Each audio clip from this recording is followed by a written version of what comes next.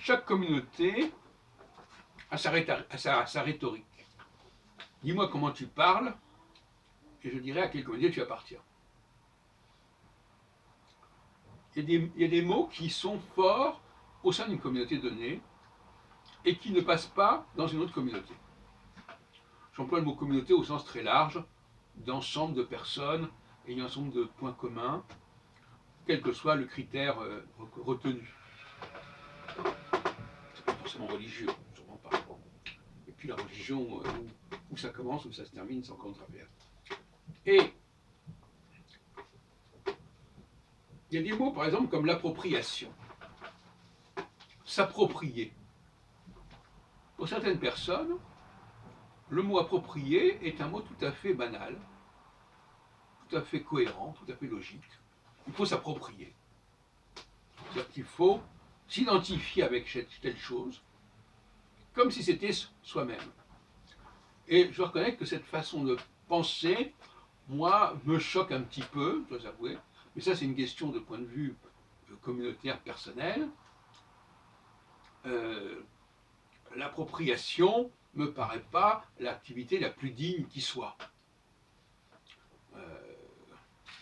Cette façon de s'aliéner quelque part, enfin de récupérer ce que fait l'autre, ça relève de ce qu'on appelle le mimétisme social. Bon, ça c'est un premier point. Le deuxième point, c'est la nécessité de raconter tout ce qu'on sait et tout ce qu'on ressent. Déballer son vécu. Ou si on préfère, l'impératif de ne rien taire de ce que je ressens. Ça aussi, ça caractérise un certain groupe social particulier. Et je pense que vous verrez à quel groupe je me réfère.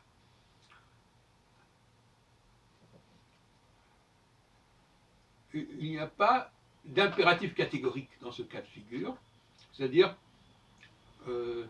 qu'est-ce que je peux dire, qu'est-ce que je ne peux pas dire.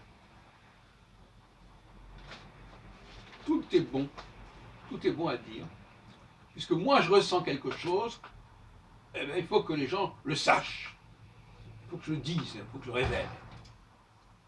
Ça aussi sont les valeurs qui sont caractéristiques d'un certain groupe. Et puis, il y a la formule j'ai envie. J'ai envie de ceci, j'ai envie de cela, qui est utilisée à toutes les sauces. Je peux aussi dire j'ai envie d'aller au cabinet, comme j'ai envie d'aller voir un film, c'est toujours j'ai envie.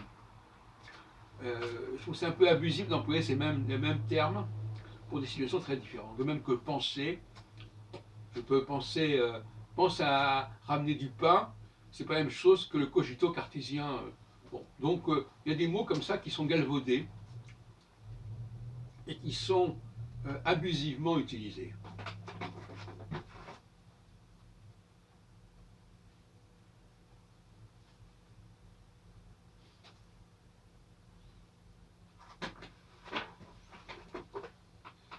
Donc, vous avez probablement reconnu dans cette petite charade le comportement féminin, dont j'ai parlé souvent. Ce comportement féminin qui consiste à penser finalement que quand on rencontre les gens, il faut leur raconter son vécu, ce qu'on pense. C'est le sujet de conversation principal. Qu'est-ce qui m'est arrivé? Qu'est-ce que j'ai rencontré? Qu'est-ce que j'ai entendu? Voilà, eh ben je parle de ça. Et inutile de préciser que cette façon de voir les choses n'est pas partagée par tout le monde. Ce n'est pas la valeur suprême. Et Kant, justement, avait développé l'idée d'impératif catégorique, à savoir, justement, va contre l'entre-soi, de cette manière. Est-ce que ma façon de voir peut être généralisée?